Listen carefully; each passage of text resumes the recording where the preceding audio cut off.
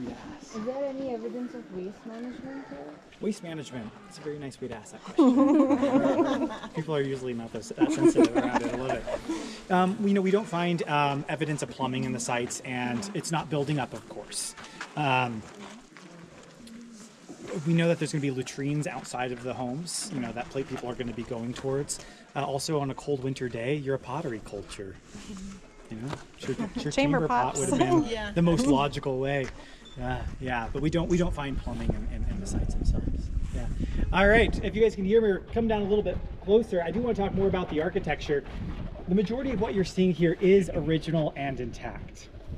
I think a lot of people come to Mesa Verde and they have this assumption that everyone is living in the cliffs all of the time, but that's really a preservation bias. We have more villages up on the mesa top, evidence of them, but they're exposed to the elements, right?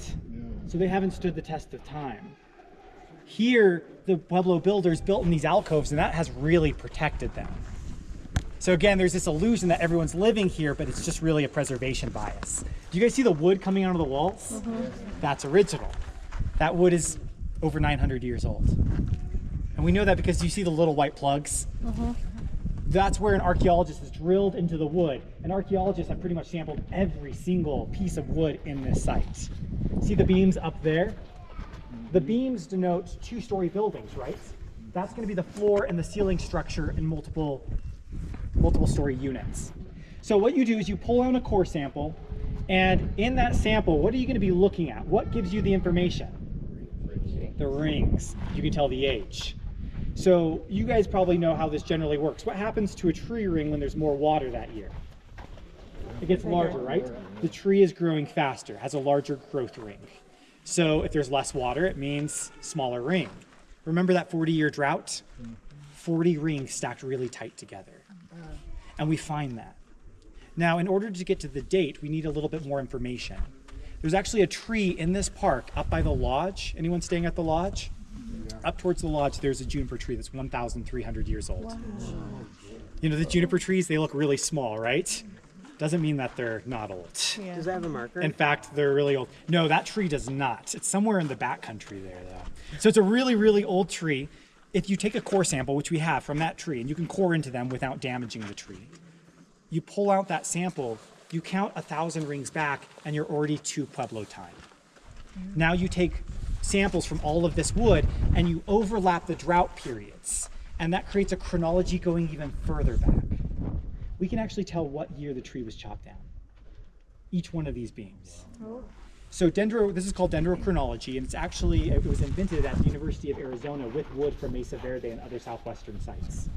Wood here preserves. So it gets even better. We can actually tell not only what year the tree was chopped down, we can tell what season by that last growth ring. And this gives us a lot of good information because archaeologists, they've excavated through this site. Archaeologists were here 100 years ago, and honestly, they destroyed far more information than they actually gained. Those early eras of archaeology, we have whole collections of items from Cliff Palace, and that's all they say is Cliff Palace. They didn't record what rooms they came from. So we do have to rely on the architecture for information, and it's a good thing it can give us a lot.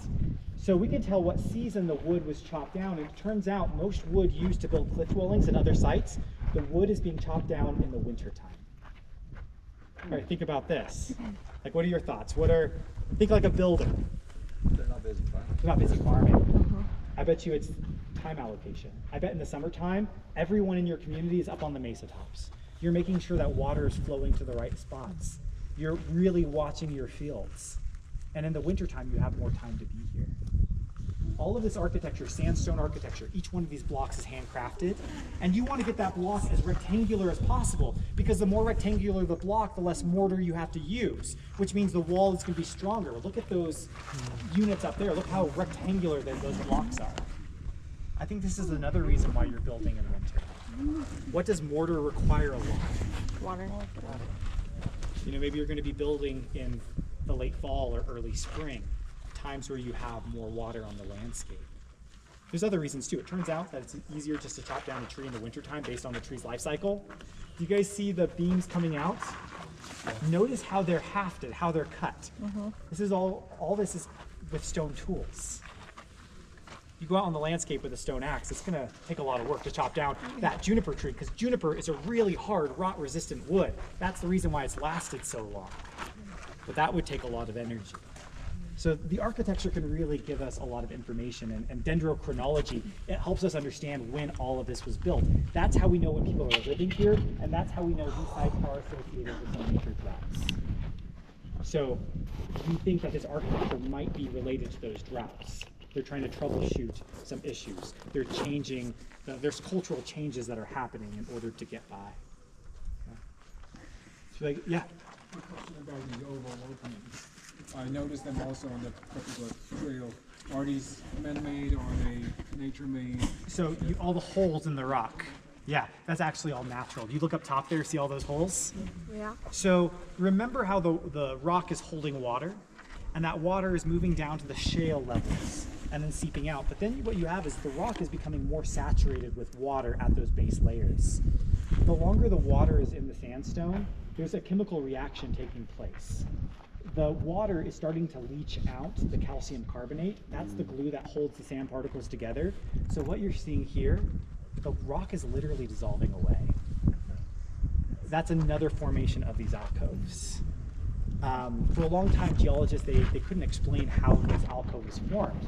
They saw the springs and they thought maybe there was like wind erosion and other things. Now we're learning it's chemical erosion. That water is really just eating away back at the rock. Yeah. This is all in flux, and you know, we have Spruce Treehouse, which is closed because the old upper alcove is threatening to collapse. So